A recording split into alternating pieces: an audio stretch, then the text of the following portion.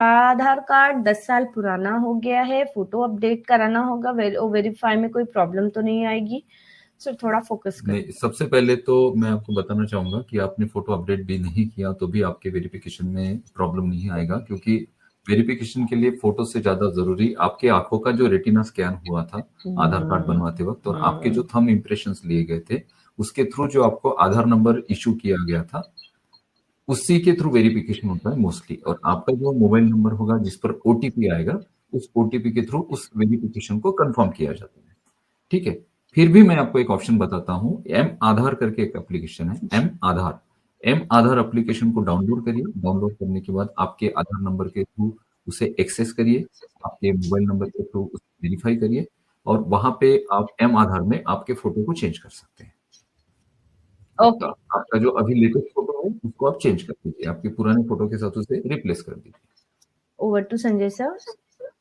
Yes, यहाँ पर मैं कुछ ऐड करना चाहूंगा बिल्कुल। कि जो लोगों का 10 साल पुराना हो चुका है, 10 साल या उससे आगे का, तो वो आधार कहीं भी आधार केंद्र है वहाँ ई-केवाईसी आप कर लीजिए, या आप यूडीआई के आप वेबसाइट पे जाके आप खुद ई-केवाईसी कर सकते हैं। आप अपना आधार नंबर डालेंगे और आपके मोबाइल पर ओटीपी आएगा, और ओटीपी जैसे ही आप सबमिट करते हैं आपका ई-केवाईसी पूरा हो जाता है। तो इतना जरूर करना है सभी लोगों को जो 10 साल से ज्यादा के समय से उन्होंने ई-केवाईसी नहीं किया है, उनको अपडेट करना है। जी, thank you. Thank you doctor Sanjay, thank you so much. Thank you so much. यहाँ पे शकील अहमद जी ने कुछ उर्दू में लिखा है, बट आई डोंट नो इन्होंने क्या लिखा है, हमें पढ़ना नहीं आता। सो सॉरी, आपका कमेंट है या आपका क्वेश्चन है, we can not read it.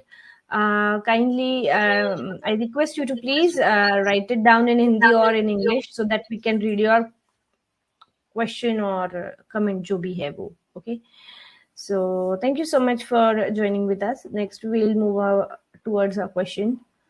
Abu Salim ji का क्वेश्चन है, good morning Archana ma'am, Anoop sir, मेरा सवाल है कि मेरी बेटी, आई थिंक इनका हो गया है, ओके? नहीं, मेरी बेटी के नाम से आईडी है, मैं उसे वेरीफाई कैसे करूं? उसका एज 5 इयर्स है, ओके? नहीं हुआ इनका। आपके बेटी की एज 5 ईयर है, वेरीफाई तो हो जाएगा क्योंकि आधार कार्ड तो बन जाता है 5 साल के बच्चों का, बट तो बैंक अकाउंट नहीं बनता है, तो ये अकाउंट माइनर में ही गिना जाएगा। तो बेहतर ये है कि आपकी बेटी का अकाउंट आप आपके नाम पे एडिट कर लीजिए, और वहां पर जो वेरिफिकेशन प्रोसेस होगी वो आपकी होगी। जब तक आपकी बेटी बालिग नहीं होती है तब तक आप उस अकाउंट को हैंडल करें। जब आपकी बेटी बालिग होती है और उनका जब पैन कार्ड, आधार कार्ड और बैंक अकाउंट बन जाएगा तो उनके नाम पे फिर आप उसे ट्रांसफर कर सकते हैं। तो उस वक्त की क्या प्रोसीजर होगी उस वक्त हम देखेंगे, बट अभी फिलहाल के लिए उस आधार कार्ड उस अकाउंट को आप आपके नाम पे एडिट करके सारी प्रोसेस कर लीजिएगा। Thank you so much Abu Salim ji. Next Bhakta Paul ji पूछ रहे हैं, पैकेज बाय करते समय 2 चेक बॉक्स है, सेकंड चेक बॉक्स का क्या मतलब है? सेकंड चेक बॉक्स में आपको नोटिफिकेशंस आते हैं कि कंपनी की तरफ से जो अपडेट्स हैं या नोटिफिकेशंस हैं क्या उसे आपको दिया जाए, तो उसे चेक इन कर लीजिए। Okay, it's best for you only, ठीक है? मॉर्निंग अनूप सर, कल से मेरा, good morning Kunal sir, morning Anup sir, कल से मेरा इकोसिस्टम वेबसाइट नहीं खुल रहा है, मोबाइल ऐप और फाउंडर खुल रहा है, ओएस ऐप में जाकर खोलता हूँ तो भी नहीं खुल रहा है, प्लीज एक्सप्लेन। मेरे साथ भी यही हो रहा है। ओके, इकोसिस्टम में हेवी ट्रैफिक है अभी, इस वजह से वो थोड़ा दिक्कत आ रही है, कोई प्रॉब्लम नहीं। डॉक्टर संजय जी के पास भी इसका आंसर है। यस, मैं कुछ इसमें ऐड करना चाहूंगा।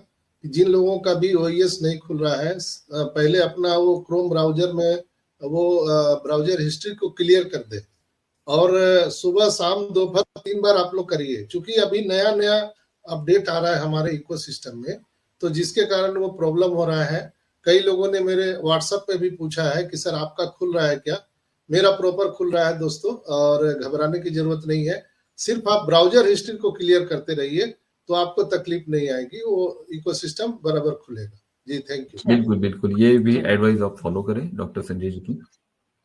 एक्चुअली अभी क्या सारे लोग कार्ड पे पेमेंट करना चाह रहे हैं ना, तो हर कोई इकोसिस्टम पे जा रहा है। मुझे यही लगा कि हेवी ट्रैफिक होने की वजह से भी लोड नहीं हो रहा है। वजह से ये है, क्योंकि कल मैं जब कर रहा था तो मैंने थोड़ी देर बाद देखा तो ओपन हो गया था।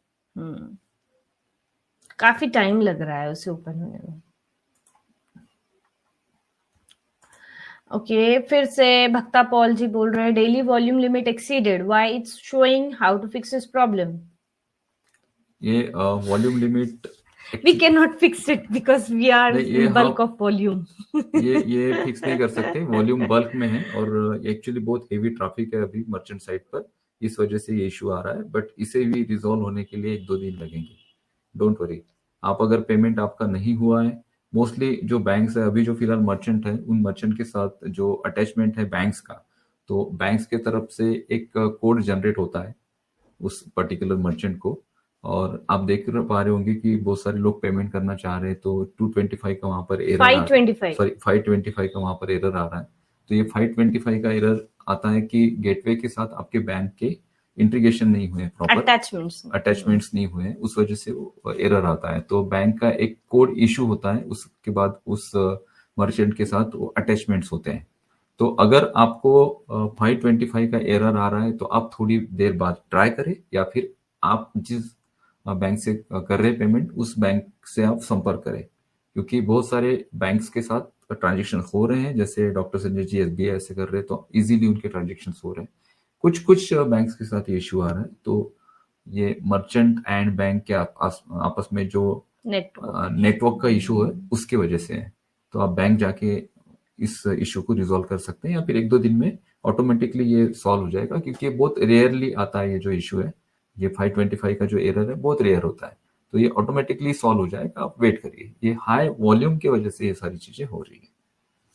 ठीक है, भक्ता पॉल जी बोल रहे हैं डेली वॉल्यूम लिमिट एक्सीडेड, अगर ये आपको आता है, पॉपअप अगर आता है आपको, तो आप वो दिन आप रेस्ट करें, आप नेक्स्ट दिन उसको ट्राई करें, नेक्स्ट डे ट्राई करें, क्योंकि ये वॉल्यूम ही बहुत solution ज्यादा है, सारे लोग वेट कर रहे हैं ना।